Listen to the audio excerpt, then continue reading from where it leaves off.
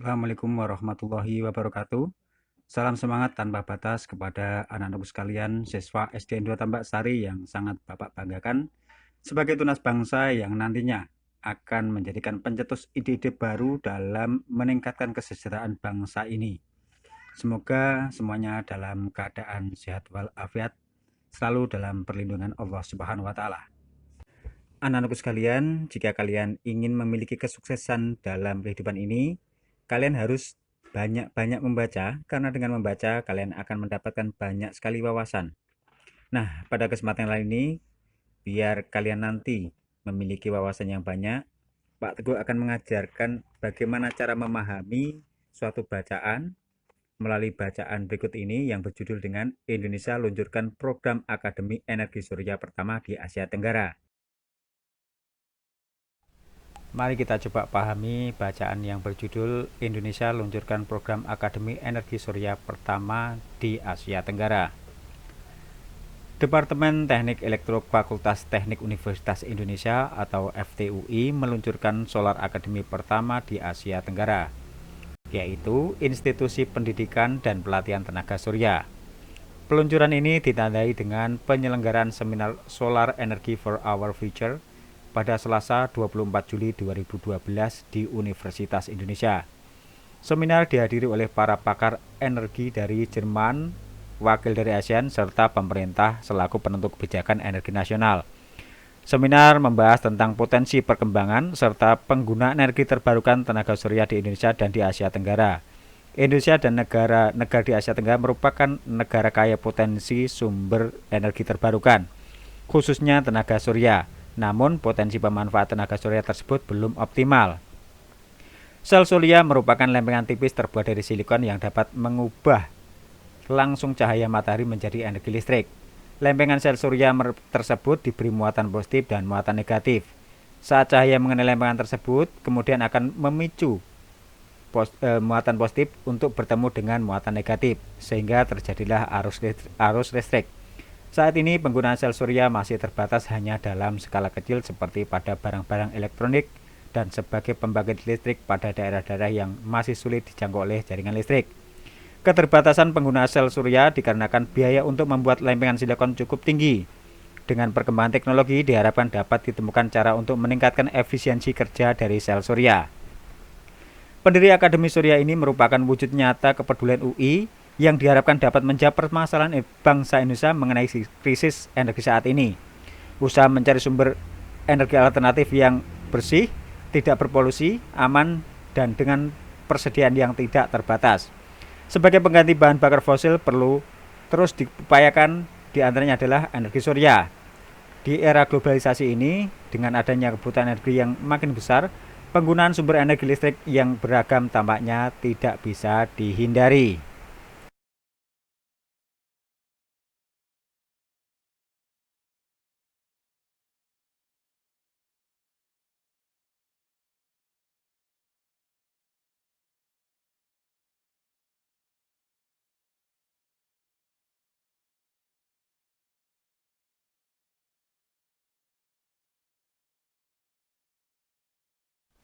Setelah kita membaca bacaan tersebut, agar kita bisa memahaminya, maka yang harus kita lakukan adalah menemukan informasi penting dalam tiap paragraf.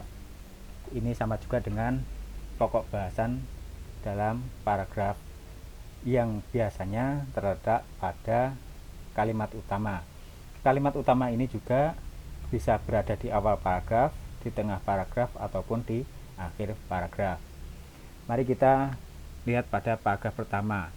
Informasi yang penting yang bisa kita ambil adalah Departemen Teknik Elektro Fakultas Teknik Universitas Indonesia atau FTUI meluncurkan Solar Academy pertama di Asia Tenggara, yaitu Institusi Pendidikan dan Pelatihan Tenaga Surya.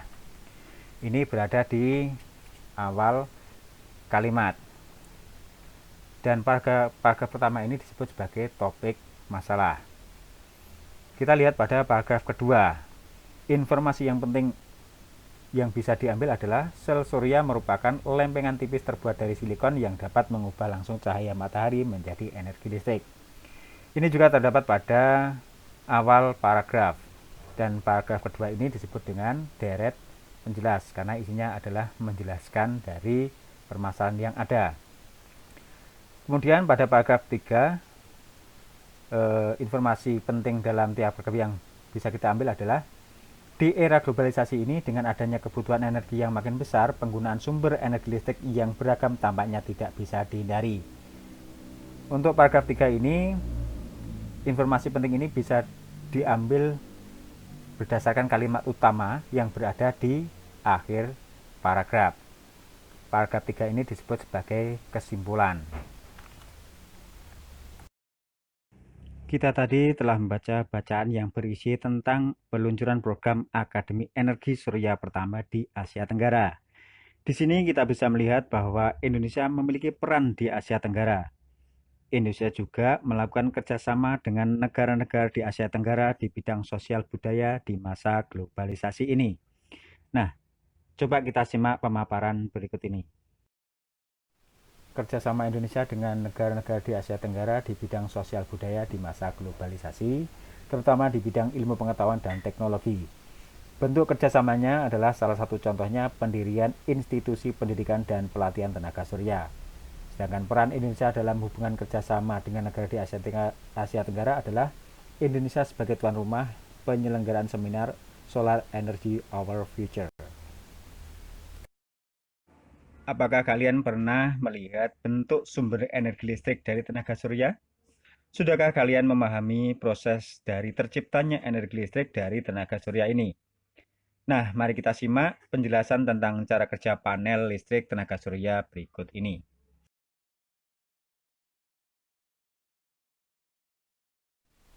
Coba kalian amati gambar terciptanya energi listrik dari tenaga surya melalui panel listrik tenaga surya ini.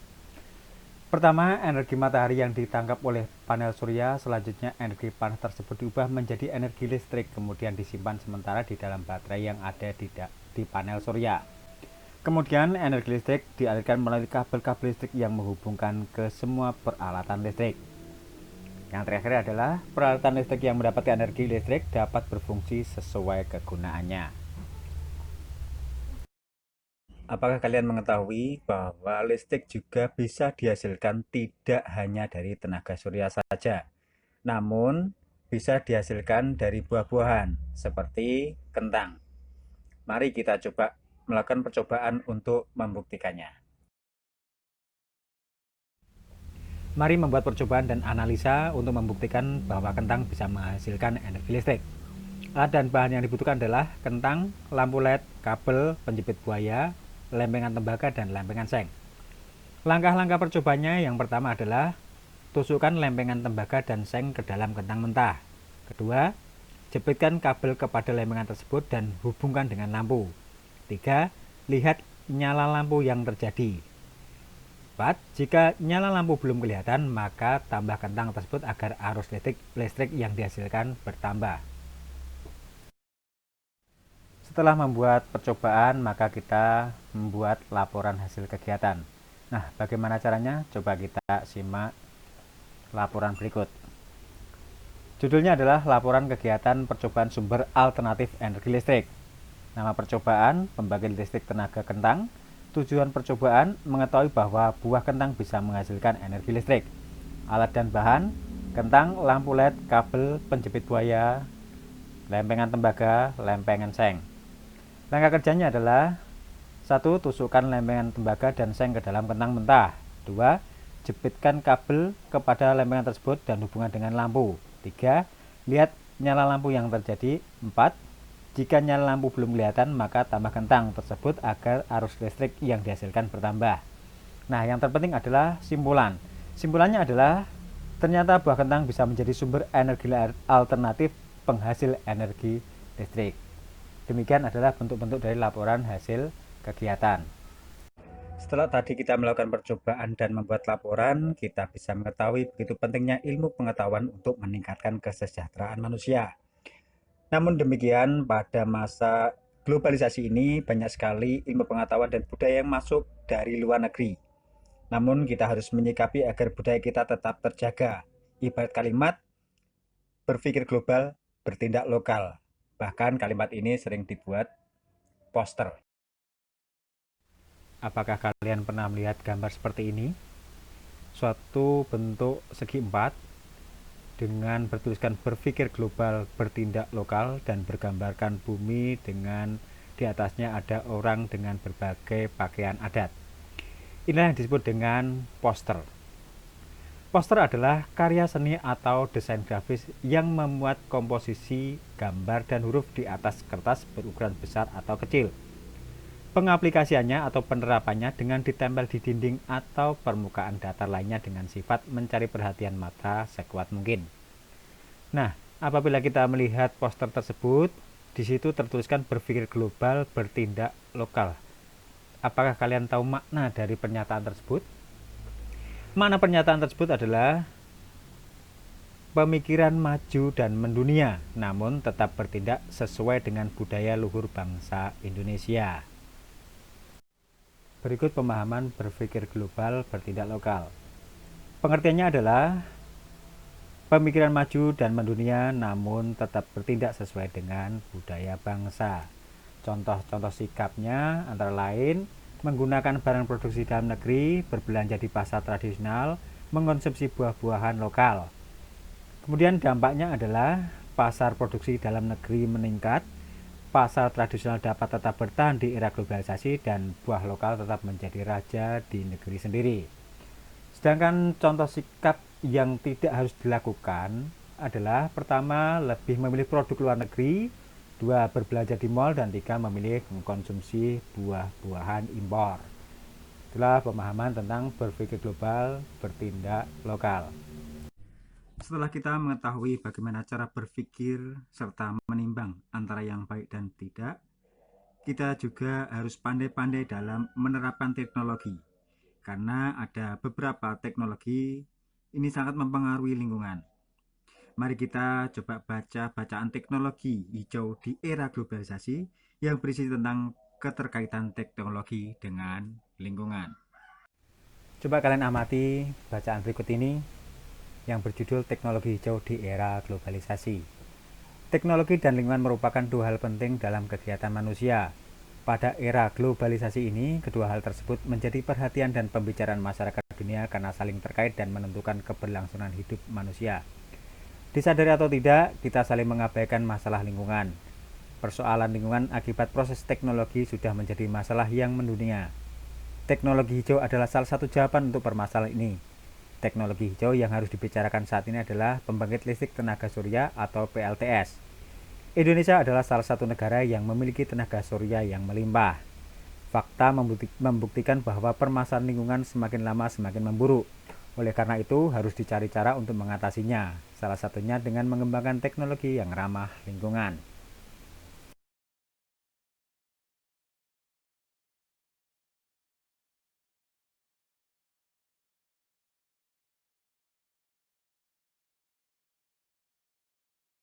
Bacaan teks yang berjudul Teknologi Hijau di Era Globalisasi itu merupakan teks eksplanasi. Apakah kalian tahu apa itu teks eksplanasi? Teks eksplanasi merupakan teks yang menjelaskan sebab akibat suatu fenomena, baik itu peristiwa alam, ilmu pengetahuan, sosial, budaya, dan lainnya. Teks eksplanasi berisi fakta yang dapat menjawab pertanyaan tentang bagaimana dan mengapa suatu fenomena terjadi. Nah, pada bacaan tersebut, di paragraf pertama ini merupakan pernyataan umum dari topik masalah yang akan disajikan. Sedangkan pada paragraf kedua, merupakan deret penjelas berisi fakta, pembuktian, proses dari masalah yang disajikan secara berurutan dan sistematis. Sedangkan pada paragraf 3 merupakan simpulan dan pesan penulis tentang topik tersebut. Tadi kita telah melihat bagaimana dampak teknologi terhadap lingkungan. Maka kita harus lebih menjaga lingkungan agar tetap sehat. Oleh karena itu, kita harus mencari alternatif-alternatif lain yang bisa mengurangi kerusakan pada lingkungan. Seperti penggunaan bahan bakar pun harus lebih hati-hati dan mencari alternatif lain yang ramah terhadap lingkungan seperti halnya penggunaan kompor tenaga surya. Selain murah, ini juga ramah lingkungan.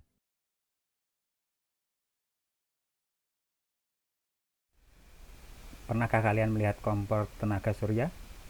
Mari kita berkreasi untuk membuatnya. Bahan dan alat yang dibutuhkan adalah: pertama, 2 kotak berbahan kayu atau triplek yang berbeda ukuran dengan selisih sekitar 1 inci di setiap sisinya. 2. Koran atau sobekan kertas. 3. Kertas konstruksi berwarna hitam. 4. 4 lembar kardus. 5. Pisau cutter tebal. 6. Pembungkus makanan berbahan aluminium atau plat logam. Aluminium foil bisa pula digunakan tetapi akan cepat kotor dan harus sering diganti. 7. Plester atau perekat karet. 8. 8 buah tangkai penyangga dan lem tahan panas yang kuat daya tahan lekatnya.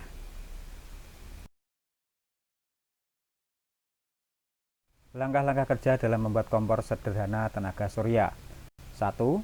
Tempatkan kotak kecil di dalam kotak yang lebih besar. Isilah celah kosong di antara kedua kotak tersebut dengan sobekan kertas atau koran. Fungsinya sebagai penyekat atau penahan panas. 2. Alasi sisi bagian dalam kotak kecil dengan kertas konstruksi hitam. Hal ini akan menambah tingkat panas kotak. 3. Lapisi 4 buah karton dengan bahan pemantul cahaya matahari yang terbuat dari plat aluminium. Pastikan tidak ada lapisan pemantul yang terlipat atau berkerut. Beri plester atau perekat karet pada pinggir setiap plat tersebut agar merekat dengan kuat dan pada karton. 4. Pasanglah setiap plat pemantul sinar surya tersebut pada setiap sisi bagian atas dari kotak dengan sudut kemiringan sekitar 45 derajat. 5. Gunakan tangkai penyangga di bagian bawah setiap plat pemantul agar posisinya stabil. 6. Taruhlah panci makanan dalam kotak. Tempatkan di oven tenaga surya ini di tempat yang terpapar cahaya matahari langsung di waktu terik siang hari. Itu tadi adalah salah satu bentuk kreativitas dan kita harus kreatif agar kita bisa menciptakan ide-ide baru sehingga kebutuhan sehari-hari kita tercukupi. Kita tidak boleh bergantung pada produk luar negeri karena dengan menggunakan produk dalam negeri akan memberi manfaat yang luar biasa terhadap masyarakat kita sendiri. Mari kita pahami bacaan Aku Cinta Produk Indonesia agar kita bisa mengetahui manfaat mencintai produk dalam negeri. Mari kita pahami bacaan yang berjudul Aku Cinta Produksi Indonesia. Lihat di sekitarmu, perhatikan baju, sepatu olahraga, atau tas yang kamu dan temanmu gunakan. Tentu ada sebagian dari kalian yang memakai banyak barang-barang produksi luar negeri dengan berbagai merek terkenal, terutama kalian yang tinggal di kota-kota besar.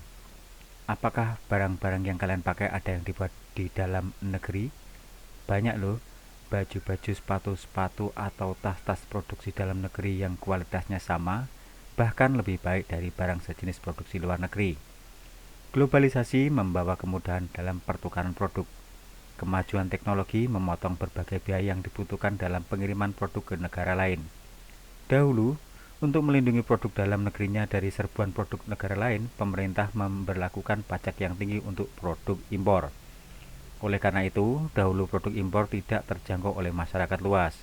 Harganya mahal. Hanya segelintir masyarakat yang mampu membelinya. Di era globalisasi, tuntutan perdagangan bebas antar negara mengecilkan kemungkinan untuk memberlakukan pajak yang tinggi. Akibatnya, produk dalam negeri harus rela bersaing dengan berbagai merek produk luar negeri. Siapa yang dirugikan jika produk luar negeri lebih diminati oleh masyarakat? Tentunya para pengrajin kreatif dari berbagai pelosok negeri.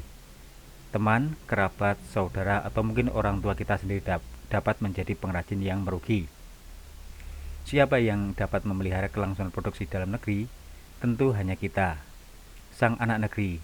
Sudah sepatutnya kita menghargai kreativitas saudara-saudari sendiri, sehingga ketika suatu hari kamu berbelanja di toko sepatu dan dihadapkan pada pilihan sepatu buatan Indonesia atau sepatu buatan Amerika, mana yang akan kamu beli? Hanya anak Indonesia yang cinta produksi Indonesia yang akan memilih sepatu produksi dalam negeri.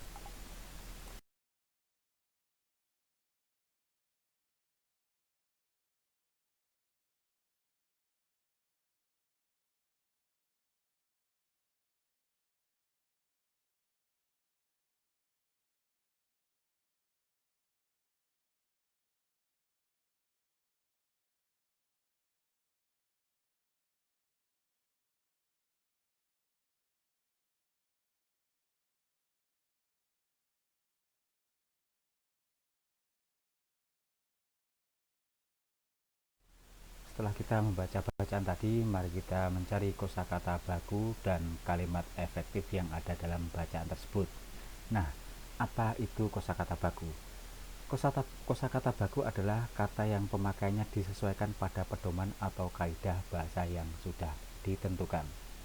Sedangkan kalimat efektif adalah kalimat yang disusun berdasarkan kaidah-kaidah yang berlaku seperti unsur-unsur penting yang harus dimiliki setiap kalimat, yaitu subjek dan predikat, serta memperhatikan ejaan yang disempurnakan, serta memilih kata atau diksi yang tepat dalam kalimat. Setelah membaca bacaan yang berjudul Aku Cinta Produk Indonesia, kita akan mengidentifikasi kata non-baku yang ada dalam bacaan tersebut. Seperti berikut ini, kosakata non-baku yang pertama produksi, kemudian negerinya, sepatutnya, merugi, merek, dan segelintir. Sedangkan kosakata bakunya dari produksi tadi adalah produk, negerinya, negaranya, sepatutnya, seharusnya, merugi, dirugikan, merek, produk, segelintir, kosakata bakunya adalah sedikit. Yang kita lakukan selanjutnya adalah mengidentifikasi kalimat tidak efektif pada bacaan Aku Cinta Indonesia. Ada beberapa kalimat yang tidak efektif yang terdapat dalam bacaan tersebut. Yang pertama adalah kalimat tentu tidak ada sebagian dari kalian yang memakai banyak barang-barang produksi luar negeri dengan berbagai merek terkenal. Di sini yang membuat tidak efektif adalah kata barang-barang, sehingga kalimat efektifnya adalah tentu ada sebagian dari kalian yang memakai banyak barang produksi luar negeri dengan berbagai merek terkenal. Kalimat berikutnya adalah banyak loh baju-baju, sepatu-sepatu atau tas-tas produksi dalam negeri yang kualitasnya sama, bahkan lebih baik dari barang sejenis produksi luar negeri. Di sini yang membuat kalimat tidak efektif yaitu ada kata baju-baju, sepatu-sepatu ataupun tas-tas, yang seharusnya hanya cukup satu kata saja. Jadi kalimat efektifnya adalah banyak loh baju, sepatu, atau tas produksi dalam negeri yang kualitasnya sama, bahkan lebih baik dari barang sejenis produksi luar negeri. Kalimat yang ketiga adalah oleh karena itu dahulu produk impor tidak terjangkau oleh masyarakat luas, harganya mahal. Kalimat ini tidak efektif karena tidak jelas. Kalimat yang efektif adalah oleh karena itu dahulu produk impor tidak terjangkau oleh masyarakat luas karena harganya mahal. Nah, di sini dibubuhi kata karena. Demikian kalimat yang tidak efektif dalam bacaan tersebut. Demikian pembelajaran pada kesempatan kali ini, semoga bermanfaat. Jangan mudah menyerah, tetap bersemangat. Gunakan ilmu kalian untuk kebaikan, berikanlah manfaat kepada orang banyak. Salam semangat tanpa batas. Wabillahi taufik wal hidayah. Wassalamualaikum warahmatullahi wabarakatuh.